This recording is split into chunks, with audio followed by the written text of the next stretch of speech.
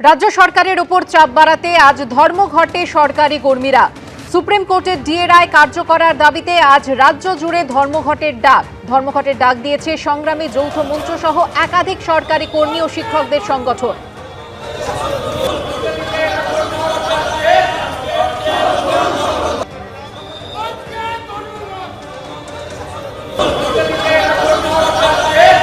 Supreme কোর্টের DA রায় কার্যকর করার দাবি আর আজ রাজ্য জুড়ে ধর্মঘটের ডাক দেওয়া হয়েছে।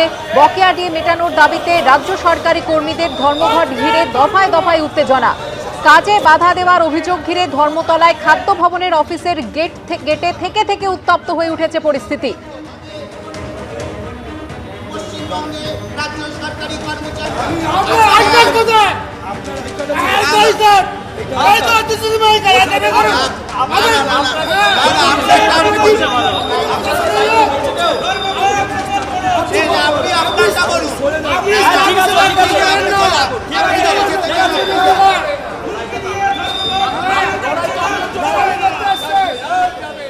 আমরা যখন রিকোয়েস্ট করছিলাম যে ধর্মঘটটা কর্মচারীদের স্বার্থে, রাজ্যটাকে বাঁচানোর স্বার্থে রাখা হয়েছে, রাজ্যে যে প্রশাসনিক দুর্নীতি, শূন্য পদে নিয়োগ নেই, রাজ্যের ছেলেমেয়েরা পরিযায়ী হয়ে এখানে আপনার বিবেকের কাছে আমরা আবেদন জানাচ্ছি যে এই ধর্মঘটে সামিল হয়ে রাজ্য সরকারকে অন্তত বলুন যে সে তার রাজধর্ম পালন করুক।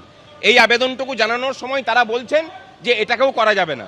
এটাকে যদি আটকানো বলেন তাহলে 1000 বার পথ আটকাবো। কাউকে আটকানো হয়নি, কাউকে আবেদন করছি, আবেদন তো করতেই পারি। আবেদন করাটার মধ্যে কোনো অসুবিধা কিছু নেই। কখন শুয়ে পড়েছেন সেটা দেখতে হবে। যখন তাকে ধাক্কা দিয়ে সরিয়ে দেওয়া হয়েছে তখন তিনি গিয়ে শুয়েছেন। আমরা আবেদন করছি যে মানুষ অফিসে আসছেন তার বিবেকের কাছেই আমরা ছাড়ছি যে পারলে পরে আপনি ধর্মঘট করুন, কিন্তু আমাদের আবেদন থাকবে ধর্মঘট না করার, ধর্মঘট করার। আর এই ধর্মঘট ঘিরে দফায় দফায় উত্তেজনা, ঠিক কেন পরিস্থিতি উত্তপ্ত হয়ে উঠলো জানবো। সরাসরি চলে যাব আমাদের প্রতিনিধি অনির্বাণ বিশ্বাসের কাছে। অনির্বাণ, ঠিক কি ঘটেছিল?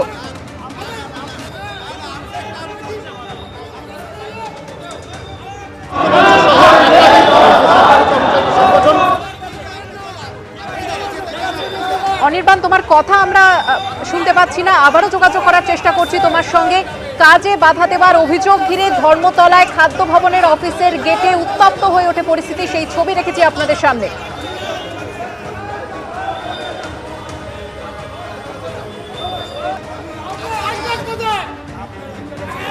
আমরা যোগাযোগ করে নিয়েছি আমাদের প্রতিনিধির সঙ্গে। অনির্বাণ, দেখো, একদমই ধর্মঘট ডাকা হয়েছে সংগ্রামী যৌথ মঞ্চ সহ একাধিক সরকারি কর্মচারীদের সংগঠনের তরফে। আর তা ঘিরেই কিন্তু এই মুহূর্তে কার্যকর ধুমধুমার বলা যায় একেবারে খাদ্য ভবনের সামনে। সেখানে আমরা দেখতে পাচ্ছি ভাস্কর ঘোষের নেতৃত্বে যারা কিন্তু ধর্মঘটের পক্ষে, তারা কিন্তু খাদ্য ভবনের গেটে দাঁড়িয়ে রয়েছেন। বিভিন্ন যে সরকারি আধিকারিক সেই গাড়ি আসছে, গাড়িতে গিয়ে কাছের কাছে এগিয়ে গিয়ে তারা কিন্তু কথা বলছেন, আবেদন করছেন যে তাদের এই ধর্মঘট সফল করবার জন্য। আমরা দেখতে পাচ্ছি এই মুহূর্তে ভাস্কর ঘোষ তিনি কিন্তু স্লোগান তুলেছেন একেবারে গাড়ি আটকে। অন্যদিকে কিছুটা দূরেই কিন্তু তৃণমূল কর্মী যারা রয়েছেন তাদের সংগঠনের তরফে কিন্তু তারাও দাঁড়িয়ে রয়েছেন। তারা চেষ্টা করছেন যে সরকারি আধিকারিক থেকে শুরু করে সরকারি কর্মী যারা আজকের এই ধর্মঘটকে বিফল করে সরকারি অফিস করতে চান তাদের পাশে থাকতে। এই মুহূর্তে আমরা দেখতে পাচ্ছি যে খাদ্য ভবনের গেটে সেখানে কিন্তু বিক্ষোভ দেখানো চলছে এবং গোলাপ ফুল তুলে দেওয়া হচ্ছে কর্মীদের হাতে।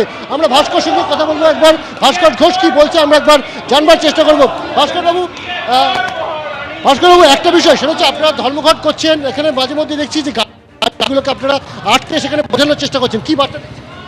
বার্তা একটাই যে রাজ্যটাকে বাঁচানোর স্বার্থে যে লড়াই আমরা লড়ছি, কর্মচারীরা লড়ছেন, একটা মুষ্টিমেয় ক্ষুদ্র অংশ এখনো পর্যন্ত তাদের মেরুদণ্ড সোজা করতে না পেরে এই কাটমানি সিন্ডিকেটের অংশীদার হয়ে থাকতে চাইছেন দপ্তরে দপ্তরে।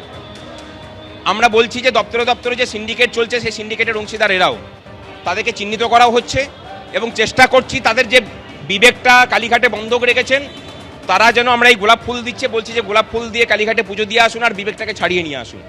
এই জন্যই এখনো পর্যন্ত রাজ্য জুড়ে যে আপনাদের দেখা ধর্মঘট, তার প্রভাব কেমন দেখছে?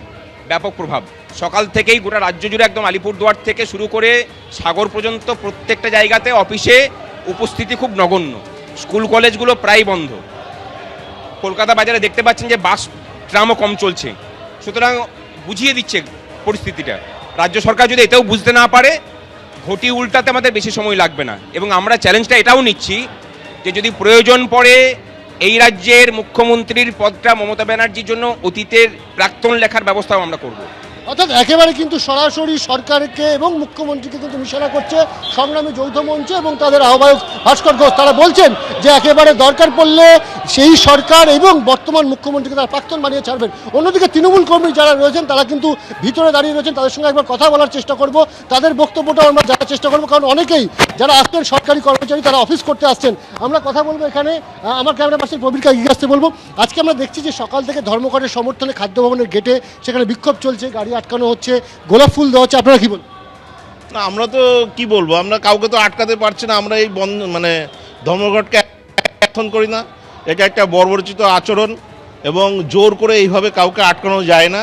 আমি এখানে দাঁড়িয়ে দাঁড়িয়ে দেখছি যে প্রত্যেককে আটকানোর চেষ্টা করছে, কিন্তু আমাদের মামাটি মানুষ সরকার, আমাদের মমতা ব্যানার্জি এই সরকারে আসার পরে যেভাবে মাননীয় মুখ্যমন্ত্রী কর্মচারীর পাশে যেভাবে দাঁড়িয়েছেন এবং প্রত্যেকটা ক্ষেত্রে ক্যাজুয়াল থেকে শুরু করে কন্ট্রাকচুয়াল থেকে শুরু করে যেভাবে উনি লক্ষ্য রাখছেন, তাতে কর্মচারীদের এইভাবে উনি জোর করে আটকাতে পারবেন না।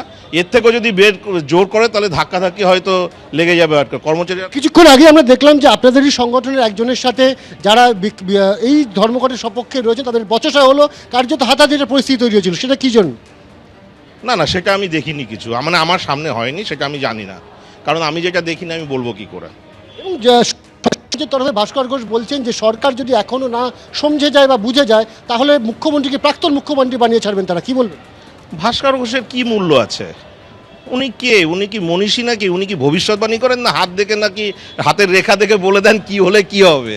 এটা তো ওনার অনধিকার চর্চা। আমি ছোট মুখে বড় কথা বললাম, কিন্তু এটা ওনার অনধিকার চর্চা। কি দিয়ে কি হবে ভবিষ্যৎবাণী সেদিনকার ছেলে এত বলে দেবে? এতই আপনারা তো খাদ্য ভবনের কর্মী, এখনো পর্যন্ত উপস্থিতির হার কীরকম দেখছেন? উপস্থিত একদম অন্য দিনের মতো 100%, একদম স্বাভাবিক।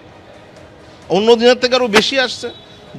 তাহলে যদি উপস্থিতি 100% হয় তাহলে গেটে বিক্ষোভ দেখাচ্ছে কারা?